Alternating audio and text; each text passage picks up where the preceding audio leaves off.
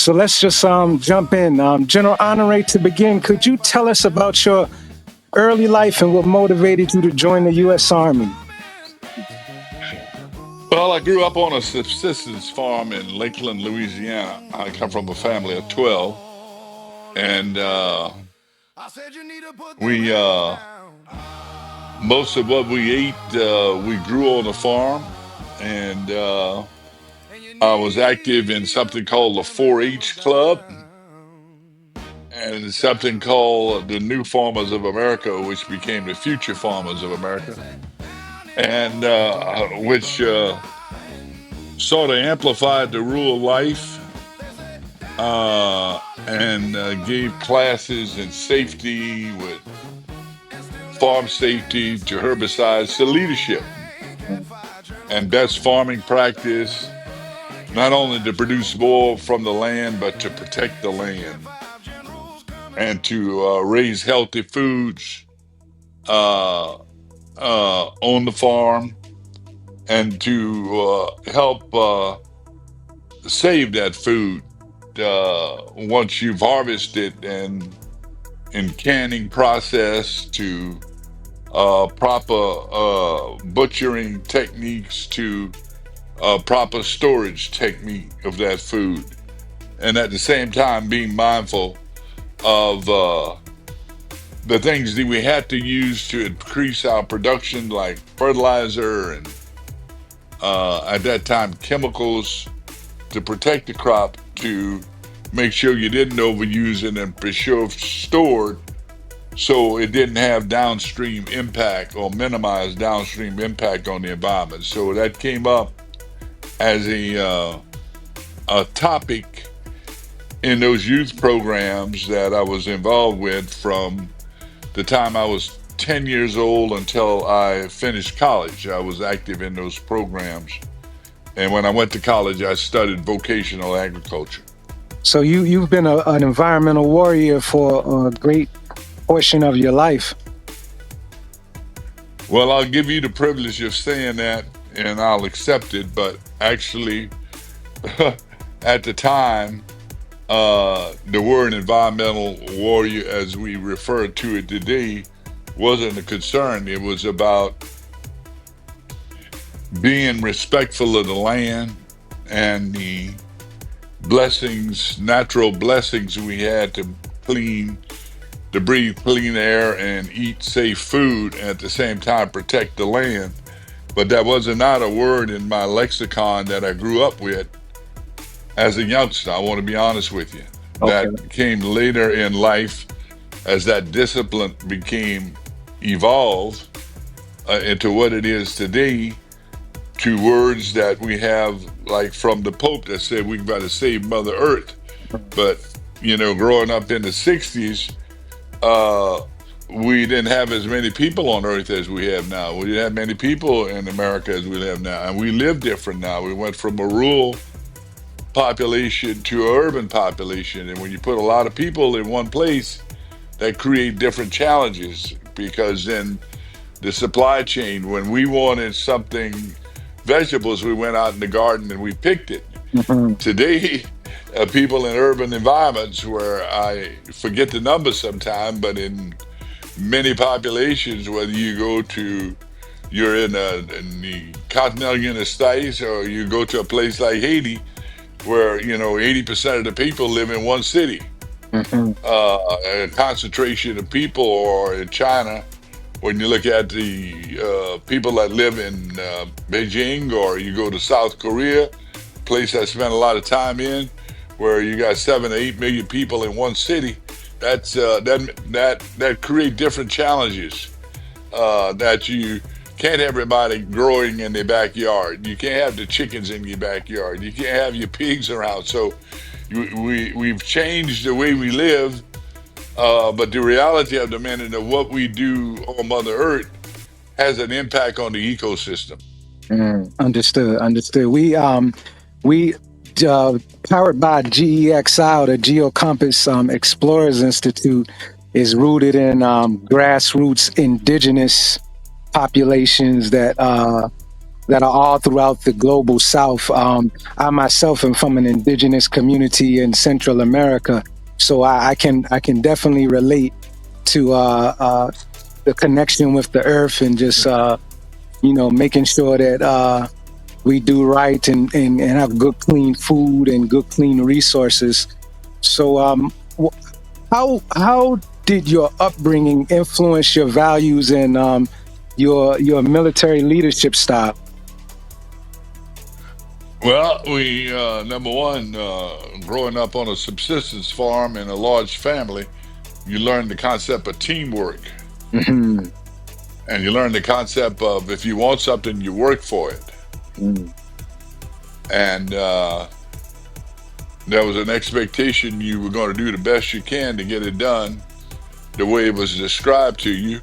But if you saw something that wasn't working, you were intended to use uh, your brains to figure it out or tell somebody if it wasn't working. So we used to have a term that I grew up with from the old folks, and they would say, "Don't put the dog with the sausage." And I used to use that term when I went in the army, and guys said, "Well, Colonel, what are you talking about?" He said, "Well, where I grew up on a cold, rainy night, and the old dog was needed to go outside, or you set him out. The idea was to take him out, but don't go put him in the smokehouse where the sausage was. Hmm. So the intent is to do something, but don't do nothing stupid. Hmm. Don't put the dog with the sausage." Yeah, yeah, don't put the dog with the sausage. Yeah, he'd be warm in here, but yeah, but he eat all the sausage. Don't put the dog with the sausage. So a bit of that homespun wisdom is what I grew up with. That I think went beyond deep philosophy, but it gave us a work ethic and a use of common sense, and don't do nothing stupid, uh, um, but try to do the right thing, and then don't do anything that's a shortcut, and don't choose the easier wrong over the harder right. I mean, those are some of the principles that I grew up with in my youth. I think I'm gonna add that one to my lexicon. That's a good one. Yes, Okay. sir.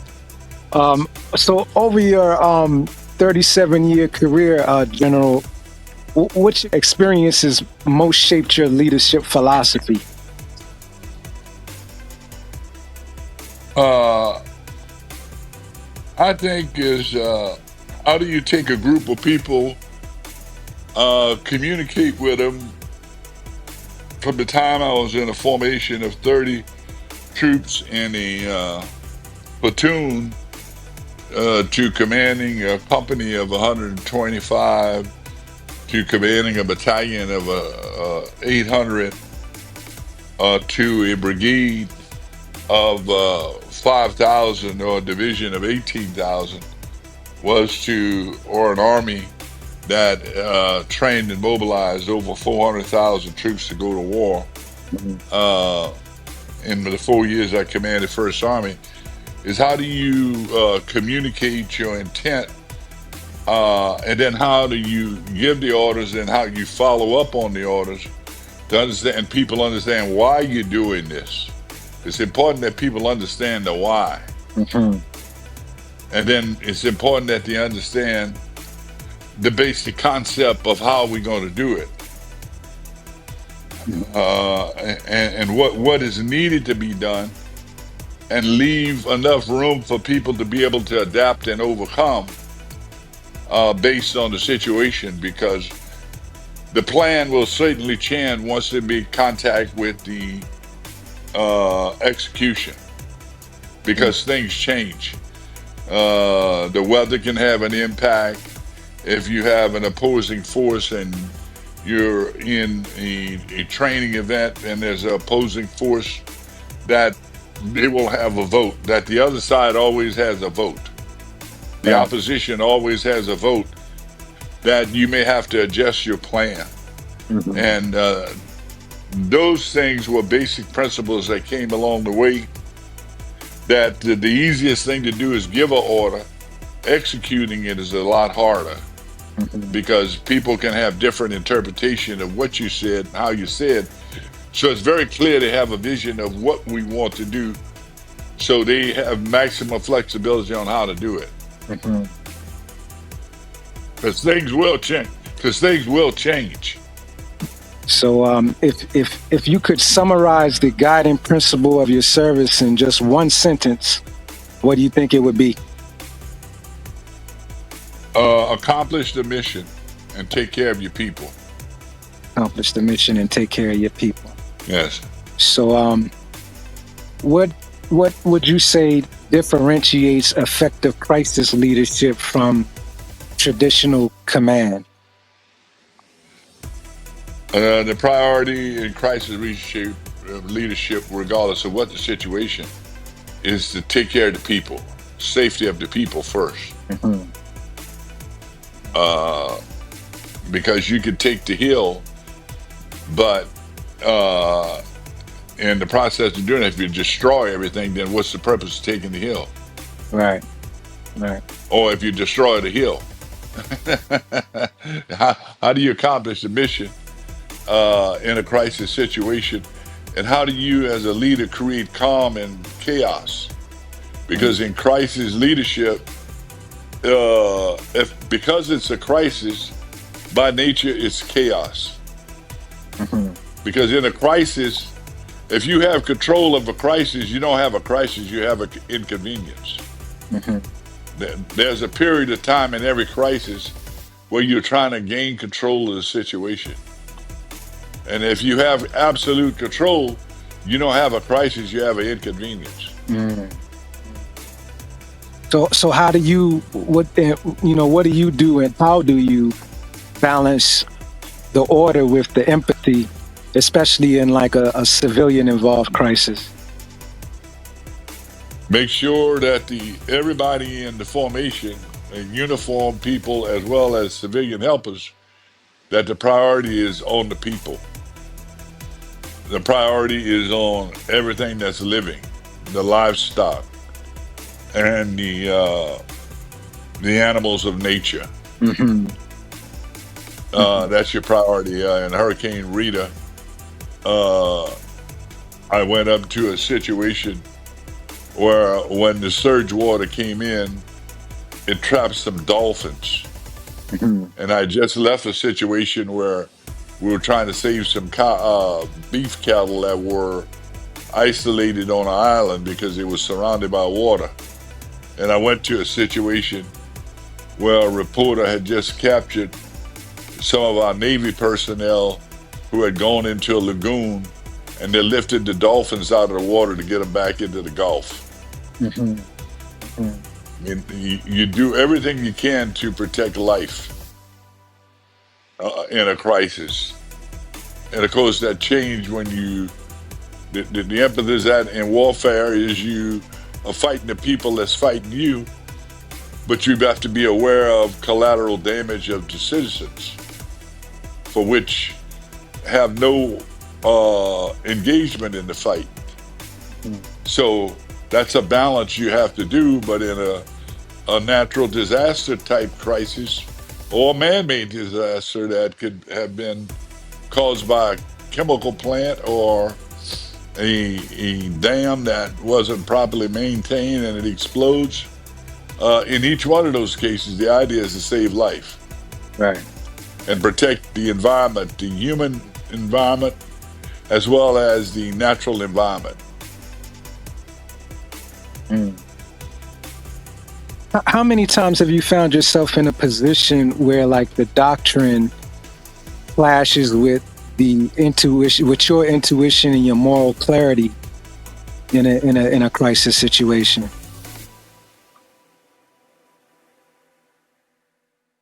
It happened during Katrina, Hmm. during the evacuation on Katrina afternoon to Thursday. We were about to evacuate the people. We were evacuating people from the Superdome and about to evacuate them from the convention center the following day. And then a government official uh, did a news conference and said, We got to stop the looting in New Orleans. And I'm giving my troops and the police the order to shoot to kill if they see anybody looting. And my staff in Atlanta called me and told me about what she said. And I called the governor up and told her, I said, we don't do that. We don't shoot our own people. We don't do that. These people are going into places to get food and water. And I don't call that looting. I call it survival. And even if it was, we don't shoot people. We don't tell soldiers and police to shoot our own citizens. We just don't do that. And she reversed that order. But at the same time, that was a challenge to make sure everybody understood we're not shooting people over that event. Because our job there is to save people, not to shoot them. I don't know if you know this, but your weapons down order reverberated across the planet, and it was a major symbol of the balance between empathy and the balance between order. It reverberated across the planet, and I've been everywhere. And I've been on the front lines of conservation and emergency response, and your name holds a lot of weight around the globe, General. Well, thanks for sharing that. I do get noticed every now and then when I go places around the country. And even went to Paris last year, and somebody walked up to me and said, put the guns down. And how did I know somebody would? That person was from the United States, but they did recognize that moment. So it has been used to as a way to say, let's get the job done, but let's do it in a proper way. Don't be stuck on stupid. What did an order like that tell you about your peers and the people you were working with at the time? How did that affect you? The fact that that was an actual order that came from the leadership. Well, leadership, politicians, they do what they think is popular. And at the time, the governor was getting a lot of pressure from the media in Washington to do something about looting, because the reporters would see people going in stores getting food and water, and they call that looting. And they were putting pressure on the governor that, we want to help these people, but boy, they're looting the store. And again, it comes back to what people perceive as absolute values. I tell people all the time, what would you do if you had no food and water and there was a store over there with 4 foot of water in it, and you went in and you got a case of water and some food to feed your baby? Would you do it? Or would you stand out there and starve? And it's a human reaction. We'd go in the store and get the food and get the water. And that's what people did. I think in some cases politicians can say things that are popular, but they may not necessarily be right. Did you get a lot of pushback for your stance and your command philosophy in that crisis situation? I got attacked for telling people put their guns down, but they really went after me for allegedly taking people guns. So the gun rights advocates said, I took people guns. Well, we'll not let you get on an airplane with a gun in your hand. It ain't gonna happen. It don't happen no time in America. Can you just walk on a plane if you got a gun with you? It's not gonna happen. So if you want to ride and you want to get out of this mess, you're not having a gun with you. So we confiscated guns, and then the word went out, well, the general confiscated people guns. I didn't do that, but it was a rule. You're not getting on a commercial airplane with a gun. It ain't gonna happen. And you're not getting on one of the buses we sent to pick you up with a gun, because everybody who went to the bus to get on it, we did a TSA level search. And if they had guns or knives, we confiscated them. But that's not my rule. But it was a rule that exists, and even today, every now and then, I'll post something on social media, and somebody will pop up and say, he took people guns." Well, yeah, the TSA will take them too. You're not getting on the airplane with a gun, bro. I had the opportunity to be present years back at one of your, I think it was a TEDx talk in Baton Rouge, Louisiana, and you were emphasizing this. The torrential rains are picking up again here in the jungle, but we're just going to keep pushing forward with this interview. You were emphasizing resilience, resilient citizenry, resilient people. Can you elaborate on that and talk a little bit more about some of the things that you saw in Katrina relating to that? Yeah, well, the idea of resilience is the ability to bounce back. That things are going to happen. It's going to flood. We're going to have droughts. We're going to have fires. We're going to have earthquakes, and we'll even have terrorist attacks. We got to be resilient from the perspective of understanding that things can happen, or we'll lose electricity out of our control, and we don't give up. We find a way to survive, because this too will pass. As bad as it is, this too will pass. History has shown that in the most challenging of situations. So the idea of being a resilient citizen is being aware in your community, and if you're in an area that has flooded before, the number one defense for flooding is to leave before the flood exceeds your capacity to leave. And when you're leaving, you should have your community organized to ensure people that are disabled, people without a ride. You organize your street or your community that somebody is looking out for a neighbor that needs a ride, and you take them out with you. You build resilience into your community. Or if an event happened in your community, as a resilient citizen, you organize the neighbors and you help people that need help until other help arrive. That's the idea of resiliency, the ability to bounce back, the ability to stay alive, and the ability to organize the community to survive or to either evacuate. But the code word I leave in New Orleans, we leave no one behind. Because when we went into the homes of the 1,400 or so people that died, most of the people that died in Katrina were elderly, disabled, and poor, and most of them were alone at home. They were alone, they were elderly or disabled and poor. And sometimes they were all three categories, and they were alone. So somebody thought somebody was going to get them out, and it didn't happen. So how do you organize your street to make sure if there's an evacuation, no one get left behind? That's resilience. Can you tell me a little bit about Green Army?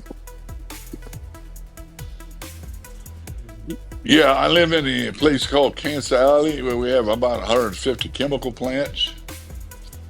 And when I retired from the Army, I moved back to Louisiana to this location. I live in a country club on a golf course, and but we're surrounded along the river by chemical plants.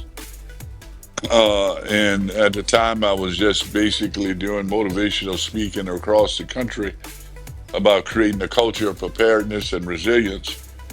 And we had an event that happened in a rural area south of Baton Rouge in Assumption Parish, where a salt dome, which is a natural geological formation under the earth as we stand. And that salt dome was being used to extract brine, which is a very salty mixture to use in the chemical or petrochemical industry. And at the same time, they would inject gases, everything from butane to propane, natural gas in the cavity in the salt dome for storage. And in the process of doing that, they broke the salt dome and the salt dome subsided. In other words, it's like breaking an egg. And when they broke it, the cavity of the salt dome, the subsidence took trees underneath the water in the Bayou Corn. And that incident was pretty disturbing to me to believe that a company from Texas could get the authority to come to Louisiana and break this natural environment to a point where people had to be evacuated because they couldn't live there anymore. And in that process, the people fought with the government for assistance, and they were getting no attention from the government because the government was almost protecting the company that actually caused the incident. And the people asked me to come and use my Katrina voice to give attention in the state to what was a disaster, but had not been treated like a disaster. And this was a man-made disaster by this company. And I went to those people. I understood within a week what their challenge was, and immediately started to draw attention with local and national media on what was happening. And we were able to get enough attention to try to get some justice for those people who lost their homes because they could not move back into that area. And that the company would attempt to comply to the Clean Water and the Clean Air Act. And thus was born the Green Army. And the mission of the Green Army is to find solutions for pollution. It's not to put businesses out of work, but to prevent them from polluting the earth. Because I think we have a human right to clean air, clean water, and safe land. And if you mess something up, you should clean it up. How do you define peace and security? Peace and security is I think is a human right that everybody should enjoy. That you should have the right to live in peace, and the more secure you are, the more you have the ability to live in peace. Because there was always man-made and I said man-made tyrants who will try to want to take what you've got or to disregard the right for you to be in peace. The right for you to live on your land, the right for you to practice the religion and politics you want. So you have a right to that, and that's a human right that I think people around the world expect. But there are always tyrants that will challenge that, as we see right now in the Russia-Ukraine war, where one country thought they had the right to go occupy another one, and that war continues today. And as we see what's happening between Israel and Gaza, a struggle that's been going on for hundreds of years and has not been resolved. But people should have a human right and should have the security to protect themselves, because there will always be aggressors. I guess there's a verse in the Bible, there will always be wars or rumors of wars. And that's a human condition we have not solved. And at the same time, we have natural disasters, floods and fires and earthquakes and tsunamis. All of that we got to be able to adapt and overcome. because the natural disasters we have few control over. But the longer we live and the more people we have on Earth as we go from 7 to 10 billion people, we know human impact is having an impact on global warming. And as the oceans warm and we excrete more methane in the air from petrochemical business and the production of natural gas, the Earth is warming at an enormous rate. And as the Earth warms, it changed the weather pattern, and we are getting these atmospheric rivers, and we're getting drought in places in the world. If you look around like Africa and the Middle East, where it's creating people to have to fight over water or either migrate because they can't live on the land. Or if you look at the global south and the great migration north, some of that is been exacerbated by the impact of global warming, because the climate has changed and it's hard for people to have a living there. And then the other thing has occurred is bad governments that don't respect the right of people and people want to go to a place where they can be free. And regardless of what we think, people do not respect borders. People go where they can be in a place where they can live free and live in harmony. People will migrate. It goes back, and you can go to the oldest books that have been written. It's happened before, and it'll happen again as long as they have places that they can't sustain themselves on, or because of tyrants that have no regard for the people, and where people have no rights. People will migrate. That's why we got about 25 million refugees roaming the world now. What advice do you offer to organizations focused on resilience and environmental protection? Well, act where you are. Think globally, but act locally.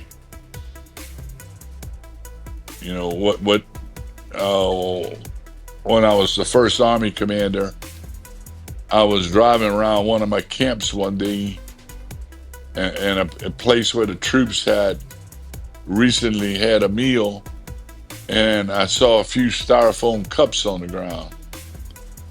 And I looked on my computer, styrofoam, and I'd known this from some time back. It's harmless when you look at it and you use it. That's a one-time use product when you use it for a cup or a plate. And I saw these things had drifted off into the wood line and into the bayou. And I said, what in the hell, why are we using styrofoam? And I made an order that we will use what we had in stock, but we were going to transition to paper. And I put that order out at all of our mobilization site where we were training troops for combat, because there was no reason to use styrofoam. We don't know how long it will last in the environment, because nobody has lived that long. It will outlive us, but it clogs up the environment, and it has no purpose once you've used it one time. So for our convenience, we cannot override our convenience for the environmental impact of what our trash do. And we went from my thought transition from focusing on styrofoam to now focusing on plastic, one-time use plastic.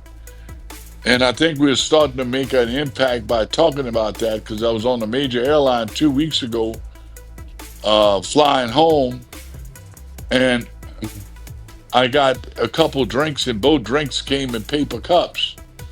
Up until that time, they were serving using plastic glasses, one-time use plastic glasses. And every time I used one, I cringed.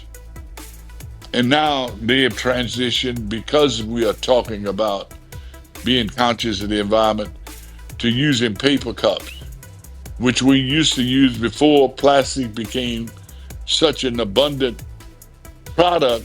And some of that plastic is produced right here in Kansas Alley from the petrochemical industry because they've made it convenient and it looked nifty, but it has a tremendous impact in the production of that plastic because they produce it and they ship it out of Louisiana in little balls, and then they take it to a factory overseas, produce it into the cups and glasses, one-time use, and then they ship it back in the terms of a finished product, and that creates a lot of pollution. So I think we are constantly, as we give rise to finding solutions to pollution, we are going to have to take on the idea of the amount of plastic that's ending up in the natural environment. And I just saw on the news feed the last few days of a plastic island in the Pacific that's off the coast of the United States, of an island that's been created from accumulated plastic that's just floating out there. We as a generation don't have a right to pollute the natural environment that the next generation is going to have to deal with. But that's a historical cycle that we need to start talking about, because the real impact of it may not affect my generation, but future generations as we go from 7 to 10 billion people, where we're going to have to raise 30% more food on less land and address the issues of imbalance in the ability to provide everybody with fresh water, safe drinking water, because only 1% of the world's water is drinkable, while over 80% of the globe is covered in water. Only 1% is drinkable. So we have to embrace technology that we can drink water anywhere and create technology to be able to clean that water. And at the same time, we got to prevent people from polluting the water with all sorts of chemical runoff, as well as stop the dumping of plastics, because there's still countries that are throwing their garbage in the ocean. Nobody give us the right to pollute the ocean. And that's what's happening around the world. And up until recently, all ships at sea, the common practice was to dump their trash in the ocean. That has to stop. Yes, sir. Powered by GEXI, we just had a conference recently in Costa Rica discussing that very island that you're talking about, and how we can attack and clean that thing up. And it's a lot. It's an international, global affair. And you were talking about one-time use plastics. They made them illegal here in Belize. Everything going forward is supposed to be biodegradable. We still got so much of that plastic still moving around in circulation. So yeah, we'll do our best to curb a lot of that. You were talking about the youth. Oh, okay. I'm sorry. Say again. No way. No, you were speaking on the youth and the future, and I wanted to know who were your most influential mentors as you were growing up as a youth and even through the ranks of the military? Well, initially it started at home with my father, who raised the 12 of us, he and my mom, on the farm. He was a great example of, if you want something, you work for it. And you use all the resources around you, that because we were poor, we didn't, if a tire broke on a tractor, you fixed it. You just didn't go to the store and buy another one because you didn't have the money. It's amazing how innovative you can be when you have to learn how to adapt and overcome. And that was a big thing I learned from him. And then how you use all your resources for the best that you can, for good. And if you had an abundance of something, then you shared it with your neighbors. If all your tomatoes came in and you had more than you could use, then you would offer them to people in the community that could use it. You just didn't let it rot in the garden. Mhm. So that was a basic value. And I learned a lot from my county agent, a guy named Mr. Smith, and from my agriculture teacher, Mr. Roberts. They were very influential. And from a gentleman that worked on a dairy farm after school in the afternoon during high school and 2 years in college, a guy named Mr. Shoes. All three of them were instrumental in shaping me. And uh, he used to pick me up on the weekend at 5:15 in the morning, and we would go milk the cows. And I was his helper, and I learned a lot from him. And I remember one day there was another kid came over, and he was older than I, and he got to drive the tractor, and that made me angry because he was driving the tractor and I wasn't, because that was a big deal to a young boy to be the one driving the tractor. And after we got done with the task, we were sitting down and he was having a cup of coffee. He said, "What's wrong?" I said, "Well, you let the other boy come over here." And he kind of took over, and he was about 8 or 9 years older than me with a lot more experience. And he was kind of bossing me around and telling me what to do. And I didn't like that. He said, "Look," and he had a box of matches in his shirt. He was a smoker, and he took that box of match out and he handed me one match. He said, "Break that match." And I broke it.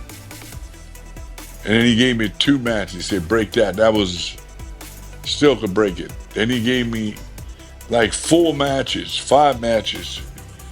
And the more matches he gave me, I couldn't break it because of the combined strength of the matches. Mhm. Mhm. He said, "You got to learn how to work on a team. And you got to figure out your position on that team. You're not always going to be the leader of the team. So learn how to work as a team, because everything's stronger when you work as a team." And that was a lesson learned that stayed with me. And I told that story even to my young officers. Yeah, engaged parents, engaged community is very important. I noticed you mentioned 4-H earlier. We do a lot of work with those big six youth organizations. We do a lot of work with scouting. The World Organization of Scouting Movement, and the World Association of Girl Guides and Girl Scouts. So it's very important, for the community to, like they say, it takes a village. So it's very important for engaged parents and engaged community. What core value should emerging leaders adopt today, in your opinion? I say be conscious of, we have so much access to information now. And I'm thinking my way through this is like Maya Angelou said it, and I think Gandhi said a version of it. Be careful of what uh, who you associate yourself with, what you read, and what you say, because it'll be a reflection of what you do. Mhm. So be careful, because we see it happening now, and we have a whole industry of influencers because people can be influenced in a wrong way too, that can be harmful to others. That whatever we concentrate on, we can be good at it. We can make an impact, we can make a living, we can be free to do what we want, but freedom comes with a responsibility that we don't use the mechanisms of modern times for evil or to subjugate others or to do environmental harm. That the concept of drill, baby, drill sounds good, but what's the environmental impact of that? Mm-hmm. You with me? And then how do we, on the other hand, as environmentalists, how do we popularize the idea of using technology to find solutions to pollution without demonizing others? You with me? Right. I So understand. there's a way to get this done, but let's get it done in a proper way. I had a guy call me today from New York, and he wanted me to support an effort to put a sticker on all gas stoves that said, beware that this thing will, a gas stove in your house emanates carbon monoxide and it can be harmful to your health. He's not saying don't get a gas stove, but be aware it's got a warning on it, like a box of cigars or a car that said don't go beyond this speed. It's a warning label. Because from their study, they're finding the use of gas stoves in homes can be harmful to people and maybe causing as many deaths as cigarettes. Mm, mm, mm. And there's a lot of people around the world have an aspiration to get a gas stove because gas is more available than electricity. We developed like after uh, attending your TEDx talk, we came back to Belize and developed a program called ARCS, ARCS, Adaptability, Resilience, and Continuity Systems. And it seems like now with the inundation of all the AI and the information that we having to tune it to apply to, staying afloat through this great inundation of information that's happening right now. So I can definitely dig as far as what you're saying about being careful what you take in.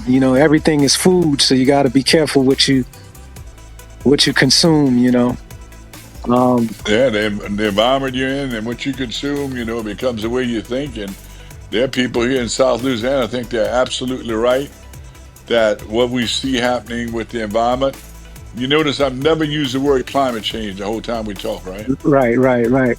Why is that? Because it's a politically charged word. Uh-huh. And people have been conditioned to that in the chemical belt that I live in. That means that it could impact jobs.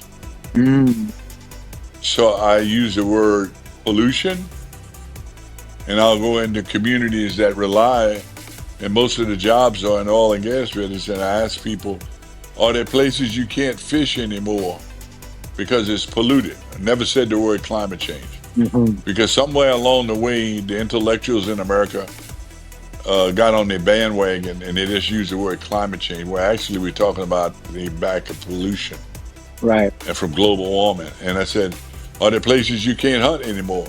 And you know what? These locals are pissed. They are upset Mhm. because companies have came in and they've done things to our coastal area that changed the ecosystem. When they explored for oil, they put exploration canals in the wetlands that allowed saltwater intrusion that has destroyed our wetlands in Louisiana off the coast, which are key to subsiding the hurricanes when they come. Mhm. And we're losing our coastline every day because they didn't close the exploration canals, or they left oil well pits, just plots of old big oil that have seeped into the ground and killed the vegetation. And then when you lose the vegetation, you lose the soil.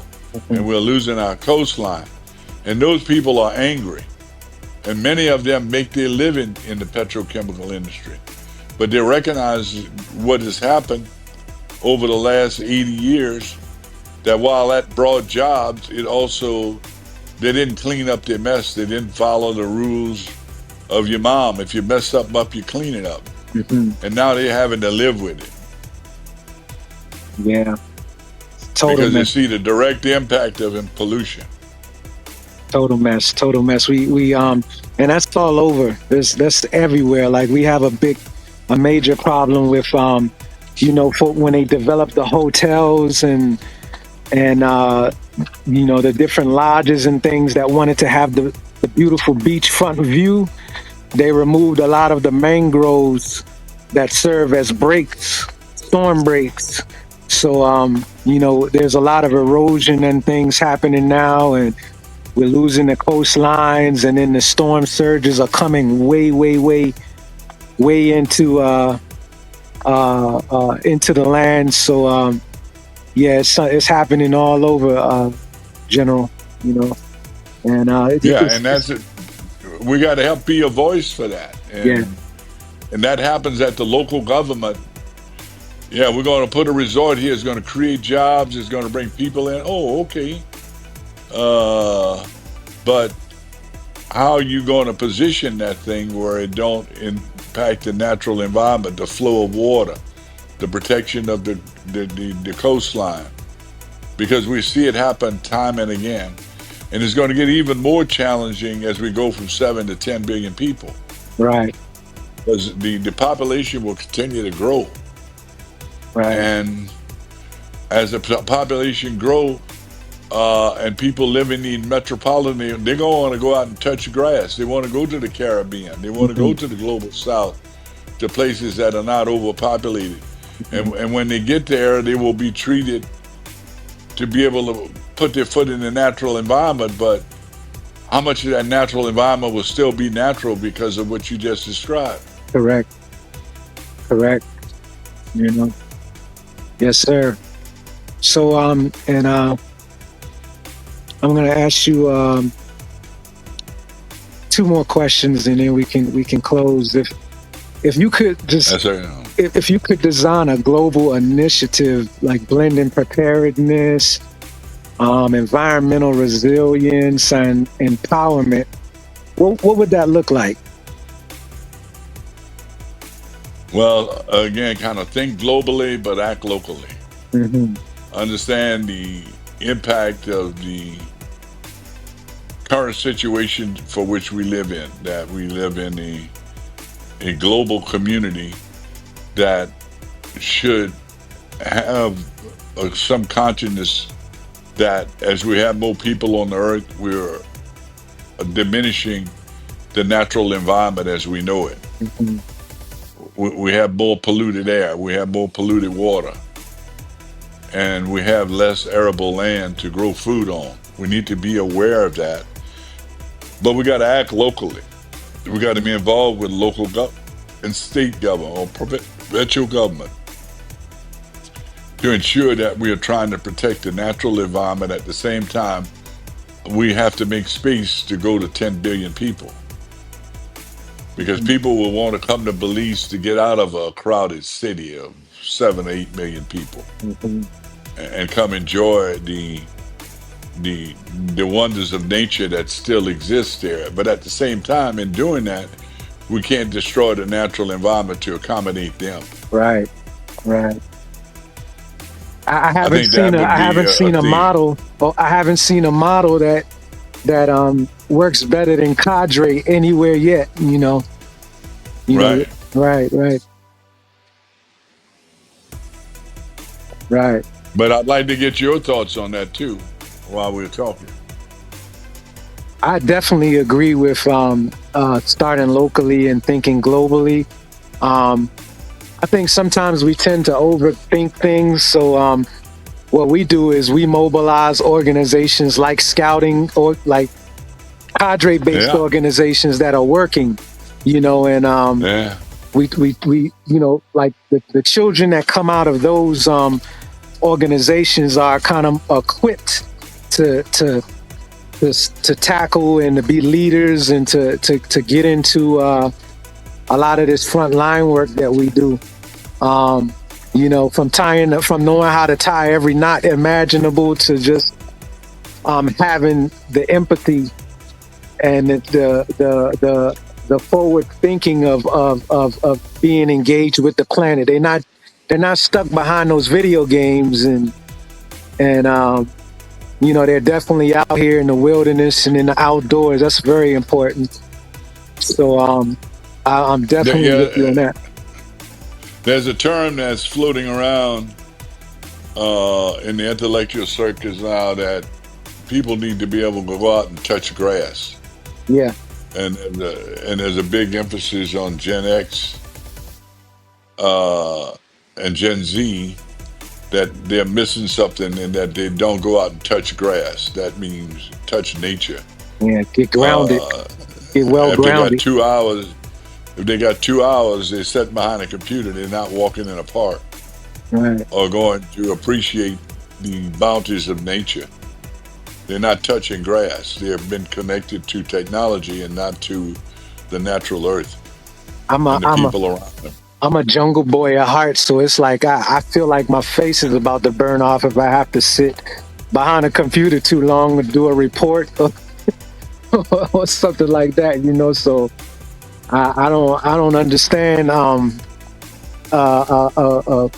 focusing your energy into the game console that long. I can't. It's something that I don't really get.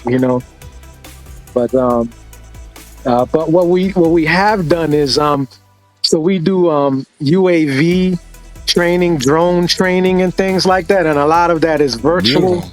So what we do is we Beautiful. take that gaming mentality and gamify our drone piloting instruction and things like that, and now EVTOL, electrical vertical takeoff and landing, is becoming a big thing. So we're gonna segue and move into that very soon. So we noticed that a lot of the kids that were really into gaming, they really acclimate to that project well. And I think if you got to kind of be tricky with it. Like they need to have the same kind of fun, but also pick up some kind of occupational skills.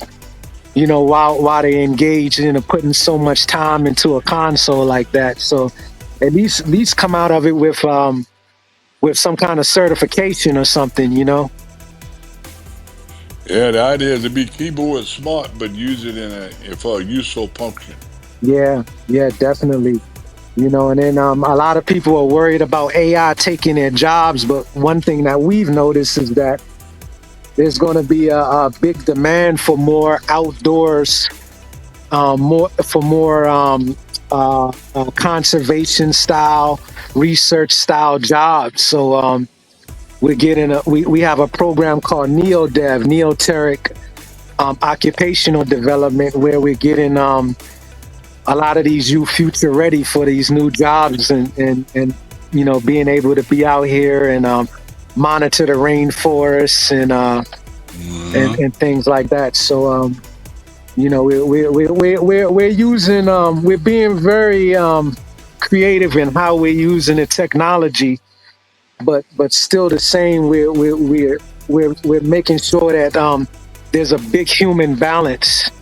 A lot of people want these machines to do everything for them, but honestly, it can free you up on a lot of the labor intensive jobs, but then and give us the opportunity to attack a lot of these conservation problems and challenges that we're facing.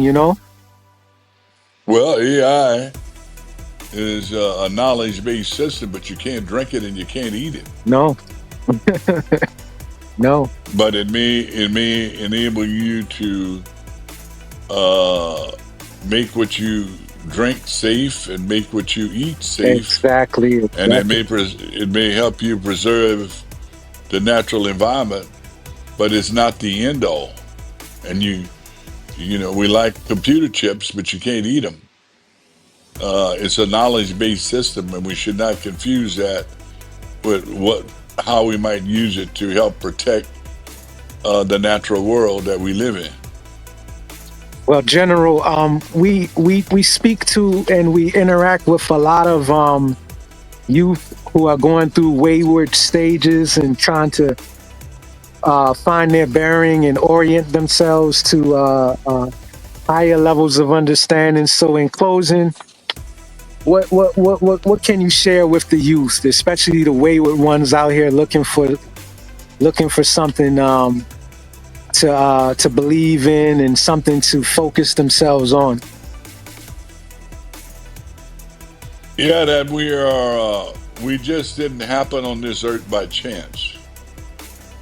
We're here for a purpose. Find your purpose and be whatever that might be. But find your purpose. Find that what excites you, that inspires you, and do it. And embrace the impossible. Our future is based on this earth, on our ability to do the impossible. Our earth has evolved in people doing the impossible. Because the future, to be able to live on this earth with the pollution that has evolved, will come to a point where our technology can be driven by finding solutions to pollution and growing from 7 to 10 billion people on this earth. And much of that will involve in us creating technology that can sustain us. And I gave a speech at Georgia Tech. You can see that speech to some engineers. And I said, what happened if one of you were to create a little box that you could get from a big box store, or a drone could drop it off at your house, thinking forward, and your mom took it in a closet and plugged it into a plug, just plug it in the wall. And if the power ran out, the power went off, that little box would run the house for 30 days. And a young engineer up front put his hand up and said, General, that won't work. You don't understand how power works. I said, young man, why did you, I think I told you that. I want you to find a solution, because that's the way we're going to have to solve this problem. Because without energy, it changes the way we live. And oh, by the way, there are about 1 billion people in the world with no electricity. Because when you figure that out for our convenience, that you can plug this thing in the wall and it will run the house, literally, you'll be Bill Gates rich, son. You need to figure out how we do that. Because when you solve that problem for convenience in the Western world, you will give 1 billion people ability to have electricity, to be able to have a refrigerator to save their medicine and their food, an ability to have clean water anywhere in the world if they got electricity. And that's what your little box can create. Yeah, I know it's impossible now, but you're an engineer. Figure it out. We've got to be like Ben Franklin. We've got to be serial innovators, finding solutions to things.